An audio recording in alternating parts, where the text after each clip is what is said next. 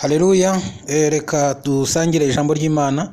Turasoma mu rwandiko rwandikiwe Abaheburayo, turasoma mu bice 12, dusome ku murongo wa 14. Aranditse ngo mugire umwete wo kubana n'abantu bose amahoro n'uwo kwezwa, kuko utejejwe atazareba umwami Imana. Ndasubiramo, mugire umwete wo kubana n'abantu bose amahoro n'uwo kwezwa, kuko utejejwe atazareba umwami Imana. Amen. Reka mbibutse amazina yanjye, nitwa Twagirayezu Alexis. Tumaze iminsi tuganira hejuru y'ubwami bw'Imana. Twaganiriye ku ngingo yitwa kwihana, ubundi tuganira ku ngingo y'ubwami bw'Imana no gukiranuka, aho twabonaga ko Imana ari igomba gufata umwanya wa mbere, ko tugomba gushyira Imana mu mwanya wa mbere. Hanyuma twaganiriye ku mfunguzo z'ubwami bw'Imana. Tuganira nanone kandi ko kwicisha bugufiya. Uyu munsi tugiye kuganira ku ngingo yitwa kwezwa.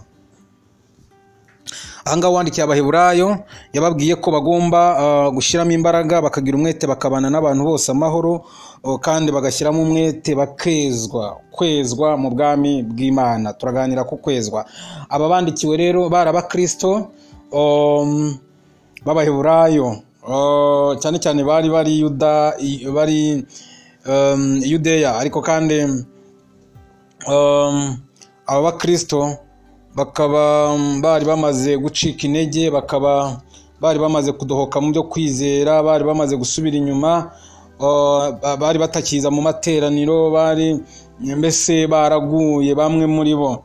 Rero uwabandikiye aza kubabwira byinshi, abahugura, ababwira agendeye no ku bantu bagiye bakiranukira Imana, bagiye bagaragaza imbuto zo kwera, bagiye baba intwari mu byo kwizera.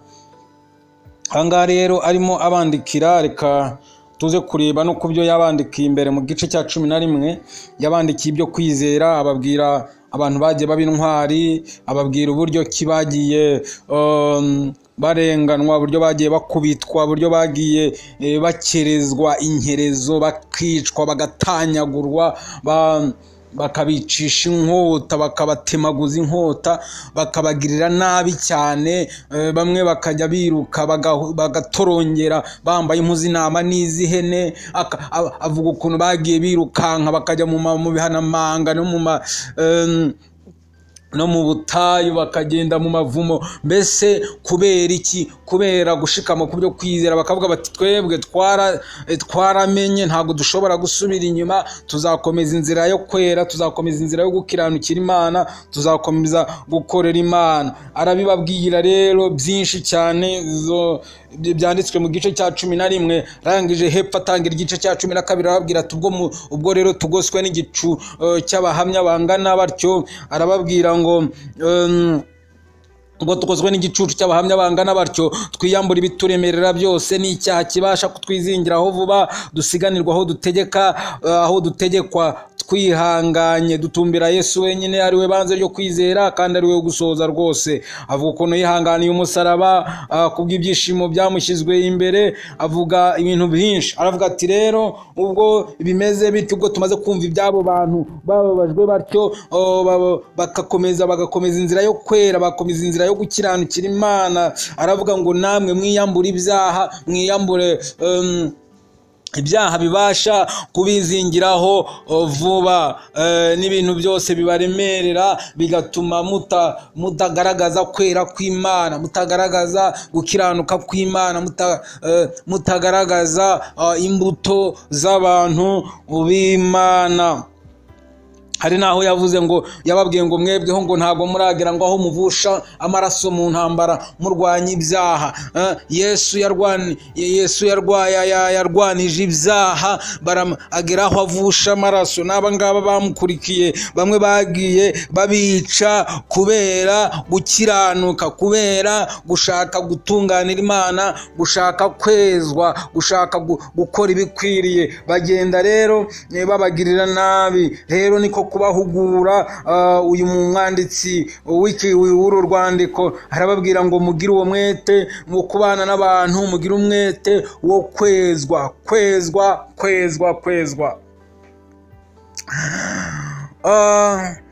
Yohana yaranditse aravuga ngo bakundwa, ubu turi abana b'Imana, ngo ariko tuzamera ngo ntabwo kurerekanwa, ngo icyakora icyo tuzi cyo nuko Yesu niyerekanwa tuzasa nawe kuko tuzamureba uko ari. Aravuga ngo abafite ibyo byiringiro muri bo biboneza uko uwo aboneye, bagenda bezwa, bagenda batunganira Imana, bagenda bagerageza kugira ngo babe nk'uko uwo bategereje aboneye, uko ameze, uko yakiranutse, uko yari yera.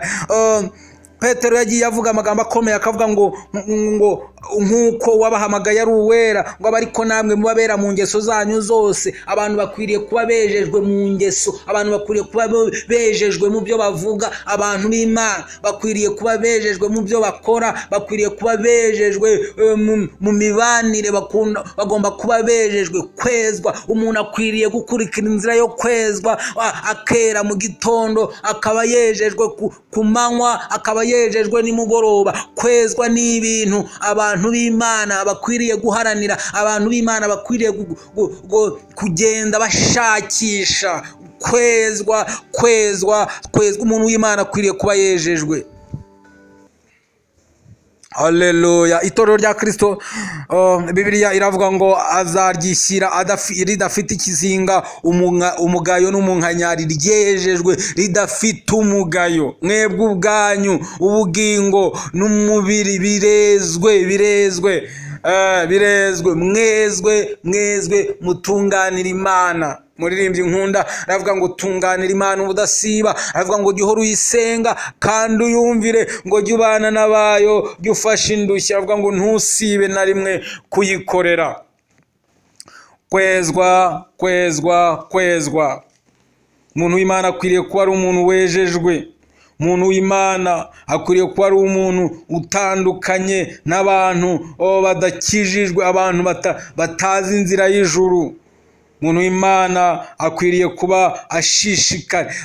Nibutse amagambo Yuda yaravuze ngo bakundwa, ubwo nagiraga umwete wo kubandikira niyumvisemo ko mpaswe no kubahugura kugira ngo mushishikarire kurwanira ibyo kwizera abera bahawe rimwe bakazageza iteka ryose. Abantu n'ibintu abantu bakwiriye gushishikarira, ibintu byo kwezwa, ibintu byo kwizera, ibintu byo gukiranukira Imana. Abantu b'Imana bakwiriye kuba bejejwe.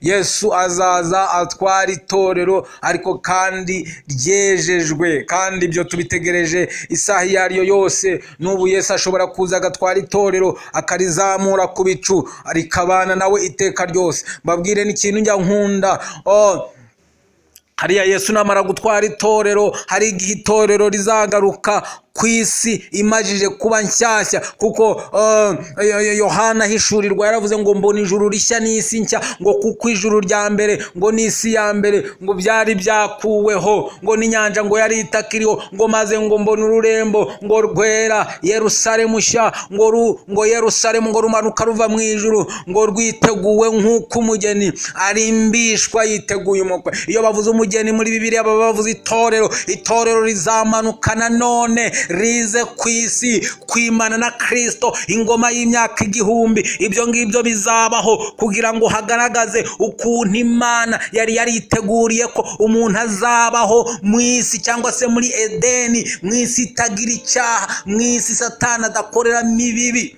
Kubera ko iyo myaka 1000 izashira Satani aboshye, Satani nta kintu abasha gukora ku muntu. Hanyuma ubwo buzima tububemo imyaka 1000, nta presidence zihari, nta bundi bwami buhari, hari ubwami bwa Kristo gusa, n'abantu bakijijwe aribo bategeka mu isi. Ubwo nibwo ubwami bwa Kristo buzagaragara ku isi fizikoma, buyobora, butegeka, ariko kandi buzaba ari ubwami bwo gukiranuka, buzaba ari ubwami bw'amahoro, buzaba nta marira bubamo, buzaba nta ndwara, buzaba nta kibazo kibubamo kindi, kubera ko Imana izaba yerekana ukuntu yari yariteguriye abantu kuzabaho iyo bataza gukora icyaha. Mwene data nagira ngo mubwire ibi ngibi nuko abantu b'Imana, abantu bejejwe, abantu bakurikira inzira yo kwera, babikiwe ibintu bikomeye hirya y'ubu buzima bwo mu isi, hirya y'ubu buzima bwo kubabara. Abantu bazihangana bagakomeza kwezwa mu gihe cy'uburwayi, bagakomeza kwezwa mu gihe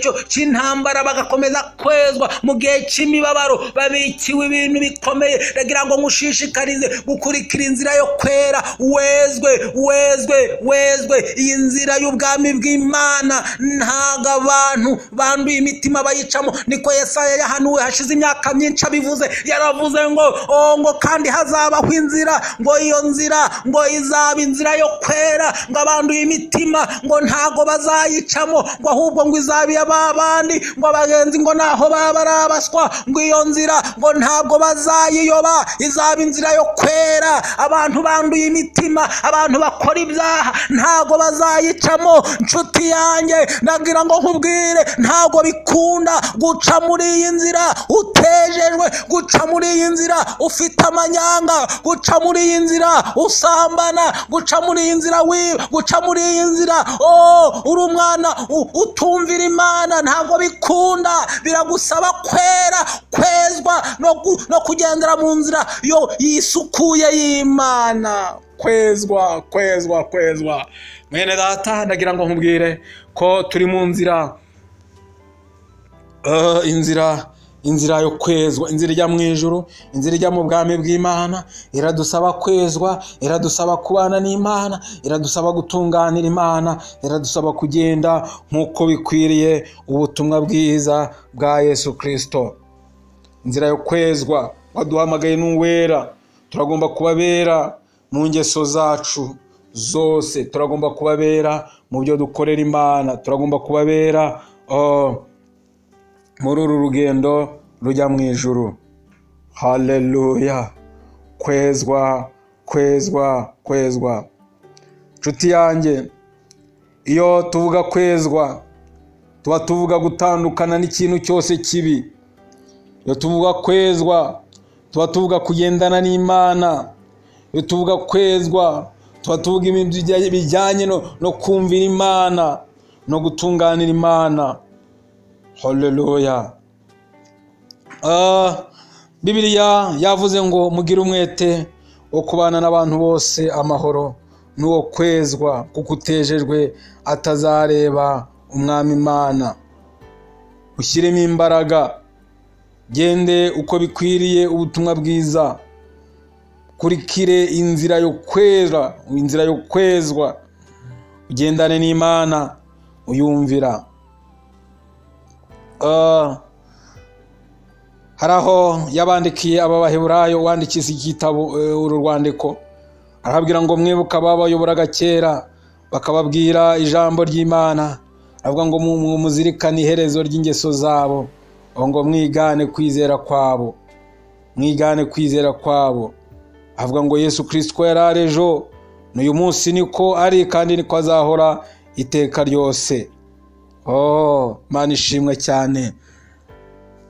Avuga ngo ntimukabe ibyo n'inyigisho z'uburyo bwinshi bw'inzaduka, kuko ibyiza ari uko umutima wakomezwa n'ubuntu bw'Imana, udakomezwa n'ibyo kurya, kuko abitaye kuri ibyo bitabagiriye umumaro. Hari igihe abantu bita ku bintu bitandukanye, bakanga kwita ku bintu byo kwezwa, bakanga kwita ku bintu byo kubaha Imana. Ariko Yesu Kristo ko yari ari ejo n'uyu munsi niko ari. Mwite rero ku bantu babayeho bumvira Imana, babayeho bakorera Imana, bari bo mugenda mukurikiza ingeso zabo, mudakurikiza ingeso z'abantu babi. Cyitegererezo cy'abizera bakivuze hano mu bice 11, abari kureba bantu bemeye guhara amagara yabo kubw'ubwami bw'Imana, kubw'inzira ijya mu ijuru. Mu nzira ijya mu ijuru, mu nzira ijya mu bwami bw'Imana, biradusaba kwezwa, biradusaba kugenda dutungana Imana. Hari amagambo yanditswe na Petero, reka tuyasome. Amagambo yanditswe na Petero, rwandiko rwa kabiri rwanditswe na Petero, igice cya mbere. Reka dusome guhera ku murongo wa 5. Aranditse ngo ibyo aba ari byo bituma mugira umwete wose kwizera mukongereho ingeso nziza muzongereho kumenya mukongereho kwirinda mukongereho kwihangana mukongereho kubaha Imana mukongereho gukunda bene data mukongereho urukundo. Haravuga ngo kuko ibyo nibiba muri mwe bikabagwiriramo bizatuma mutaba abanyabute cyangwa ingumba ku byo kumenya neza umwami wacu Yesu Kristo. Ngo kandi rutagira ibyo aba ari impumyi ireba ibiri hafi gusa akibagirwa yuko yejejweho ibyaha bye bya kera. Bene data, kwizera Yesu ntago ibyo bihagije. Bibiliya yerekanye ko hari ibindi bintu tugomba kongeraho. Avuga ngo kongeraho ingeso nziza. Ingeso nziza, ukaba uri umuntu ufite ingeso nziza, ukaba uri umuntu uzi ijambo ry'Imana, ukabuze. Bibiliya igivuga ngo ni Paulo wabivuze, haravuga ngo ibyanditswe byera byose ngo byahumetswe n'Imana kandi bigira umumaro wo kweza umuntu, kumutunganya no kumuhanira gukiranuka. Ibyanditswe byera. Hanyuma rero mugomba kubimenya, mukamenya ibyanditswe byera, mukirinda ibyaha, mukihangana, mugakorera Imana, mukayubaha, mukagira urukundo, mukayizera, mukayikorera. Hari aho Paulo yabwiye Timoteyo, haramubwira ngo ube icyitegererezo cy'abizera kubyo uvuga, amagambo yawe akaba atunganye, amagambo yawe akaba yejejwe, umutima wawe ukaba uboneye, ukaba ufite kwizera, ukaba ufite urukundo, ukaba ufite ingeso nziza, ukaba uri umuntu w'Imana udafite umugayo. Itorero rya Kristo azaryishyira ryejejwe. Hanyuma rero umuntu uri mu nzira ijya mu ijuru ni umuntu ukwiye kuba yejejwe, ukwiriye kuba atunganiye Imana. Kwezwa, mugira umwete wo kwezwa, mugira umwete wo kubana n'abantu amahoro. Umwete wawe ungana iki? Umwete wanjye ungana iki mu kwezwa, mu gutunganira Imana? Umuntu w'Imana akwiriye kuba ari umuntu utunganye rwose.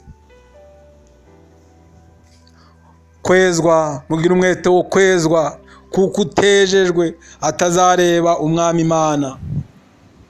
Ngiyo impamvu abantu bakwiriye gushyiramo imbaraga mu kwezwa. Ni ukubera ko umuntu utejejwe atazareba umwami Imana. Umuntu utejejwe ntabwo azareba umwami Imana. Umuntu udakiranukiye Imana, umuntu udafite umutima usukuye ntabwo azareba umwami Imana. Mbese urashaka kuzareba umwami Imana, urashaka kuzaba mu bwami bwo mu ijuru, dore inzira n'iyi ngiyi, nuko wezwa muri buri kimwe cyose. Ukezwa, kurikira inzira yo kwera, yaba mu gihe cyiza cyangwa no mu gihe kibi. Ukezwa ugatunganira Imana, kandi ukabikora ubudasiba, ugahora uyisenga, ukayumvira. Ukezwa ukabaho ubuzima bwejejwe. Umuntu w'Imana akwiriye kuba ariho ubuzima bwejejwe. Ubuzima bwejejwe. Mugira umwete wo kwezwa n'uwo kubana n'abantu bose amahoro, kuko utejejwe ntabwo azareba umwami Imana. Mwene data, turimo kuganira hejuru y'ubwami bw'Imana kuri ingingo yitwa kwezwa. Ndakwinginga ngo ushyiremo imbaraga zawe, wezwe, utunganire Imana, ugendere muri iyi nzira yo kwera, inzira yo kwezwa. Wirinde ibyaha, wirinde igisa n'icyaha, wezwe, utunganire Imana. Ashaka kugira ngo dufate umwanya dusenge. Umajije kumva ijambo ry'Imana, wumvishe ko utejejwe atazareba umwami Imana. Umwete wawe ugira mu kwezwa ungana iki? Mbese umwete wawe urahagije? Imbaraga ushyiramo zirahagije? mu by'ukuri Imana niyo itweza, ariko Imana iraguhamagarira gukora ibintu byejejwe no gukora ibintu bitunganye. Mbese ntabwo ujya usuzugura ijwi ry'Imana ngo ukore ibyo wishakiye, ngo urebe ku nyungu zawe bwite bituma ukora ibyo Imana idashaka. Imana irashaka kuba mu buzima bwejejwe, Imana irashaka kuba mu buzima buyitunganiye, Imana irashaka kuba mu buzima buyinejeje. Nshuti yanjye, reka tube dusubikiye ahangaha, tuzakomeza no ku munsi w'ejo, ariko Imana irashaka kuba mu buzima bwejejwe. Uharanire kwezwa, uharanire gutunganira Imana. Hano yaravuze ngo utejejwe, ngo ufite ibyo byiringiro muri we, ngo yiboneza, yisukura nk'uko uwo aboneye. Ubuzima bwe n'ubwo kwezwa, ubuzima bwe n'ubwo gutunganira Imana. Ndagira ngo dufatanye gusenga Imana.